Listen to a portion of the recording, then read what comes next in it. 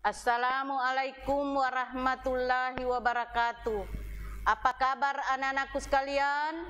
Alhamdulillah, hari ini kita belajar kembali IPA di kelas 7 semester kedua. Jadi hari ini kita sudah masuk bab kedua, interaksi makhluk hidup dengan lingkungannya. Sebelumnya kita sudah belajar struktur organisasi kehidupan. Adapun tujuan yang ingin kita capai hari ini anak-anakku, yaitu tujuan kompetensi dasarnya adalah menganalisis interaksi antar makhluk hidup dengan lingkungannya serta dinamika populasi akibat interaksi tersebut. Jadi sebelum kita melanjutkan pelajaran, kita baca doa dulu sebelumnya. Doa dimulai.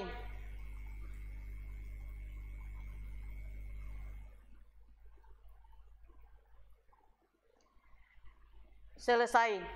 Kemudian sekarang dilihat kompetensi dasarnya, menganalisis interaksi antar makhluk hidup dengan lingkungannya serta dinamika populasi akibat interaksi tersebut. Jadi di sini adalah yang kita bicarakan adalah apa tujuan yang kita mau capai atau tujuan pembelajarannya, yaitu peserta didik dapat menjelaskan konsep lingkungan dan komponen-komponennya. Yang kedua, peserta didik dapat melakukan pengamatan lingkungan dan mengidentifikasi komponen biotik dan abiotik. Yang ketiga, peserta didik dapat menjelaskan pengertian interaksi. Jadi sekarang dilihat dulu gambar di atas, dilihat gambarnya Jadi gambar ini merupakan satu ekosistem atau satu lingkungan. Jadi diamati gambarnya. Jadi di sini bisa anak-anakku sekalian sebutkan. Jadi disebutkan yang mana termasuk di sini abiotik dan yang mana biotik. Jadi karena itu merupakan satu lingkungan, sedangkan lingkungan itu sendiri adalah secara umum diartikan sebagai segala sesuatu di luar individu. Jadi segala sesuatu di luar individu, atau lingkungan itu adalah segala sesuatu di luar individu yang merupakan sistem yang kompleks sehingga dapat mempengaruhi satu sama lain. Kondisi yang saling mempengaruhi ini membuat lingkungan selalu dinamis dan dapat berubah-ubah sesuai dengan kondisi. Jadi komponen lingkungan itu dapat mempengaruhi dengan kuat, atau komponen lingkungan itu juga ada dua, yaitu tadi biotik dan abiotik. Jadi biotik itu adalah makhluk hidup Jadi makhluk hidup atau benda yang bernyawa. Jadi contohnya tumbuhan. Jadi contoh pertama adalah tumbuhan. Contoh yang kedua adalah manusia. Jadi ini di atas contohnya. Kemudian yang ketiga adalah hewan. Jadi itu contoh makhluk hidup atau biotik. Masih banyak di sekitar kita. Kalau tadi di gambar pertama gambar lingkungan, dilihat di situ ada ikan. Jadi makhluk hidupnya adalah ikan. Kemudian tanaman hias atau tumbuh-tumbuhan yang ada di sekitarnya. Kemudian berikutnya diperhatikan yang benda tak hidup atau abiotik. Jadi abiotik atau makhluk tak hidup. Jadi makhluk tak hidup itu ada contohnya dilihat tanah, kemudian matahari, udara. Jadi masih banyak yang lain. Anak-anakku bisa sebutkan yang lain yang masih ada, yang belum yang ada pada gambar yang pertama yang saya tayangkan. Kemudian diperhatikan berikutnya nak, hubungan kehidupan dengan lingkungan hidup digambarkan sebagai ekosistem. Jadi hubungannya tadi itu di satu kehidupan tadi adalah merupakan ekosistem, atau biasa diartikan ekosistem adalah suatu sistem ekologi yang terbentuk dari hubungan timbal balik antar makhluk hidup dengan lingkungannya. Jadi hubungan antara, kalau tadi kamu sudah lihat nak, ikan, hubungannya ikan dengan air, kemudian tanaman di sekitarnya. Jadi semuanya itu ada hubungannya sehingga membentuk satu ekosistem. Jadi tadi itu adalah ekosistem air nak. Jadi ekosistem itu diperhatikan, dilihat satuan-satuannya terdiri atas, jadi satuan-satuan ekosistem nak, individu, jadi satuan ekosistem, individu. Jadi individu itu adalah makhluk hidup tunggal. Jadi seperti di sini satu kijang adalah individu karena makhluk hidup tunggal. Kalau kamu sendiri adalah individu, jadi termasuk makhluk tunggal. Kemudian masih banyak yang lain, bisa anak-anakku sebutkan sendiri. Jadi seekor ayam, seekor semut, seseorang atau satu orang, jadi itu termasuk individu.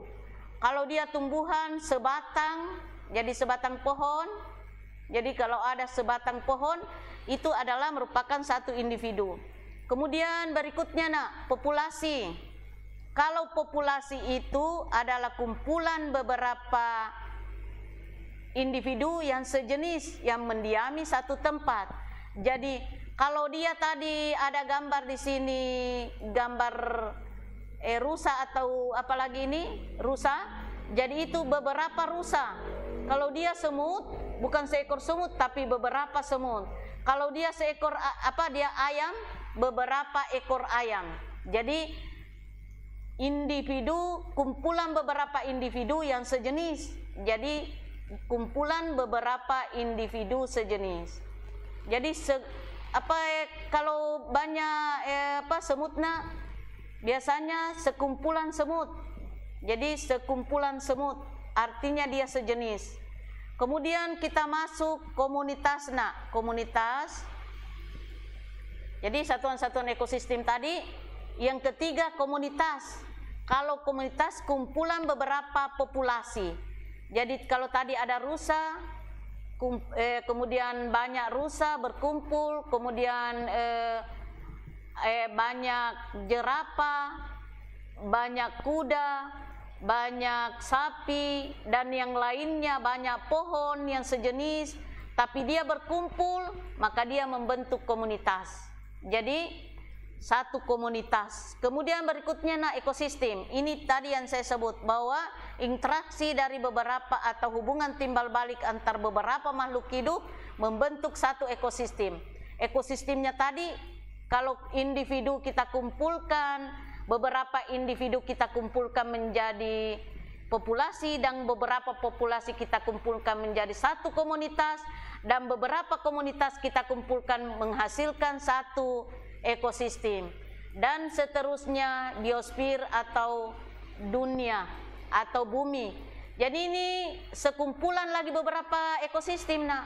Jadi karena ekosistem tadi ada ekosistem yang pertama saya munculkan berupa akuarium atau kolam ikan, itu adalah merupakan ekosistem akuarium atau ekosistem kolam. Jadi kalau dikumpulkan ada juga ekosistem hutan dan ada juga ekosistem lautan menjadi satu biosfer. Jadi banyak ekosistem membentuk satu dunia atau satu satu kehidupan. Kemudian ada lagi macam-macam ekosistem. Nah, ada dua macam ekosistem, yaitu ekosistem. Jadi ada dua jenis atau dua macam ekosistem, yaitu buatan dan alami. Ada yang buatan itu manusia sendiri yang membuat. Kemudian yang alami tercipta dengan sendirinya. Jadi seperti tadi, kalau yang saya munculkan tadi adalah kolam ikan atau akuarium, itu adalah merupakan ekosistem buatan. Jadi kita yang membuat, manusia yang membuat. Sedangkan yang alami seperti lautan, yang muncul ini di atas gambarnya adalah lautan. Jadi itu adalah alami. Jadi kalau seperti sawah itu buatan, seperti sawah, akuarium, sawah, waduk, itu merupakan buatan. Sedangkan yang alami itu adalah seperti lautan, kemudian padang rumput, kemudian hutan, dan lain-lain. Anak-anakku bisa sebutkan yang lebih banyak lagi.